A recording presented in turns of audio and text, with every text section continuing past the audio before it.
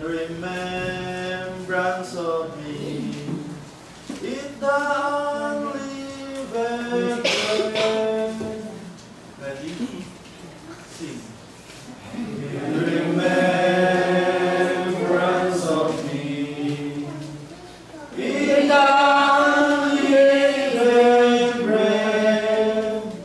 Is my body that was broken in your stead. For as long as you eat it, you show my death to the world until I come again.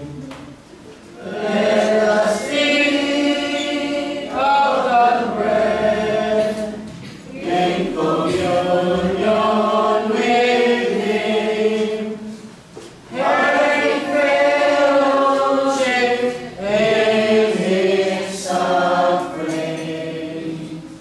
I discern now His body that was broken for me. I will show His death until He comes again. In remembrance of me, drink the fruit of the vine. Is my blood as atoning for divine.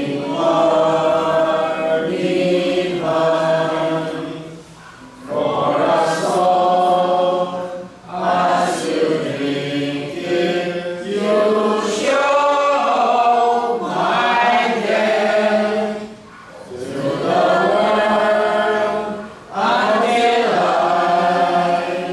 come again. Let us drink of the cup in communion with Him, having fellowship in His suffering. I discern now His love that was given for me. I will show His death until He comes again.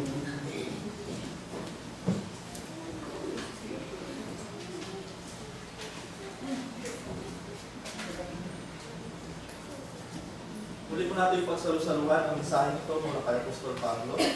Ayon sa 1 Corinthians chapter 11 verses 23 to 29 ay ganito po ang sinasabi. Sapagkat tinanggap ko sa Panginoon ang ibinibigay ko naman sa inyo, na ang Panginoong Hesus ng gabing siya'y pagkanulo ay humampot ng tinapay, at ang siya'y makapagpasalamat ay kanyang pinagputol-putol at sinabi, ito'y aking katawan na pinagputol-putol dahil sa inyo, gawin ninyo ito sa pag-aalaala sa akin. At gayon din naman hinawakan ang sarong pagkatapos na makahapon na sinasabi, ang sarong ito ay isang bagong tipan sa aking dugo, gawin ninyo ito sa tuwing kayo magsisiinom sa pag-aalaala sa akin.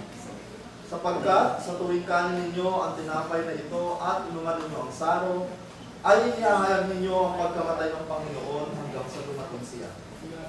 Kaya kung sino mang kumain ng tinapay o uminom sa saro ng Panginoon na di nararapat, ay magkakasala sa katawan at dugo ng Panginoon.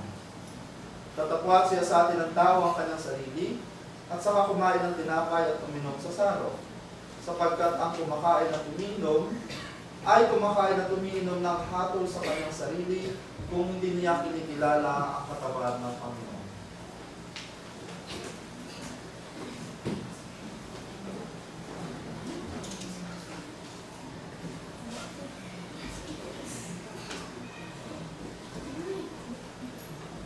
Tayo pong lahat ay tumayo para sa pagkalaan. Diyos sa mong dakila, banal at makapangyarihan sa lahat, Panginoon, kami po ay taus-puso na nagpapasalamat sa oras nito. Na sa pamamagitan ng iyong mga salita, kami ay narito upang pagtitayo ng aming mga pananampalataya at muling gampanan ang pinakasentro ng gawain ito. Na aming alalahanin ang pagkamatay at muling pagkabuhay ng aming Panginoong Kristo na siyang nagpakahirap sa mundong ng Kalbaryo upang kami ay magkaroon ng katawaran sa aming mga kasalanang nagawa.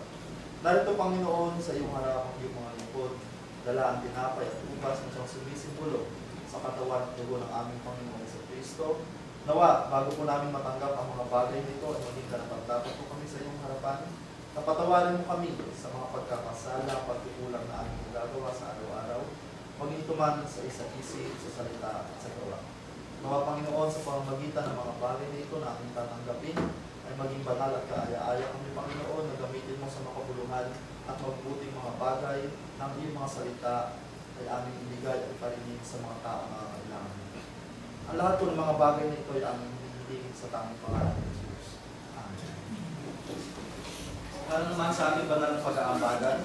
Sa 1 Corinthians chapter 16 verses 1 to 2. Ngayon tungkol sa ambagan sa mga banal, ay gawin din naman yung gaya ng iniutos ko sa mga iglesia ng Galacia. Tuwing unang araw ng sanglinggo, ang bawat isa sa inyo ay magbukod na magsimpan ayon sa kanyang iginiginhawa upang huwag nang gumawa ng mga ambagan sa pagpalayan ito. Buksan po natin ang ating mga hymnary sa number 16. Number 1 at number 4 naman po yung ating araw.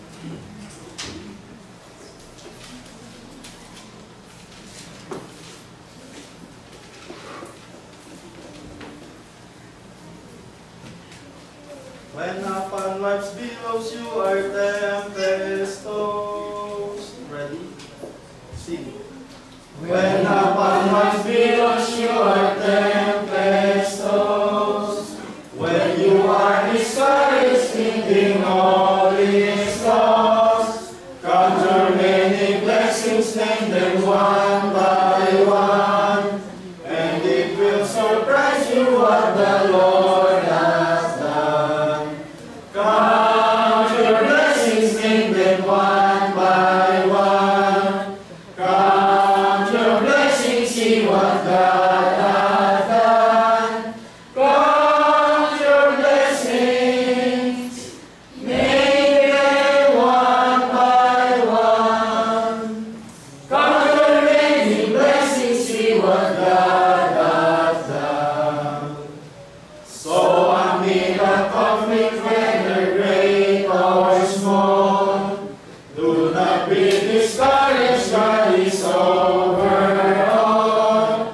Count your many blessings, angels will attend. Help and comfort give you to your journey's end. Count your blessings, name them one by one. Count your blessings, see what God has done. Count your blessings, name them one by one. Count your many blessings, see what God has done. Ulit po tayong manalangin. Panginoon, maraming salamat po sa lahat ng mga pagpapala at biyaya na aming natanggap sa araw-araw na nagmumula sa iyo at pinagkaloob mo naman sa amin ang naaayon sa iyong kalooban. At yun din, Panginoon, salamat po sa buhay at kalakasan na siyang taglay po namin hanggang sa mga oras na ito. Nainingatan mo kami sa mga nagdaang araw at linggo upang magampanan ang pinakamahalagang gawain ito, Panginoon, na kami ay magbigay para sa ambagan sa mga banal upang magamit po namin ito, Panginoon, sa mabubuting mga bagay kagaya ng pagpapalago ng iyong salita at bahay sa bahay. Hinihiling po namin, Panginoon, na nawa ay pagkalooban at pagpalain niyo pa ang bawat isa sa aming Panginoon ang kanya-kanya ng tahanan upang lumago kami sa mga bagay na kailangan po namin at makatulong din po kami sa mga nangangailangan. Hinihiling po namin, Panginoon, na dagdagan mo pa ang aming mga lakas at buhay upang magamit po namin sa mga pinagpapagalan po namin sa mundo po, Panginoon. At nawa, Panginoon, ay patuloy po kami gabay at ingatan sa mga susunod na pagkakataon. Ang lahat po ng ito ay aming pinagpapasalamat at hinihiling sa tanging pangalan ng Jesus. Amen.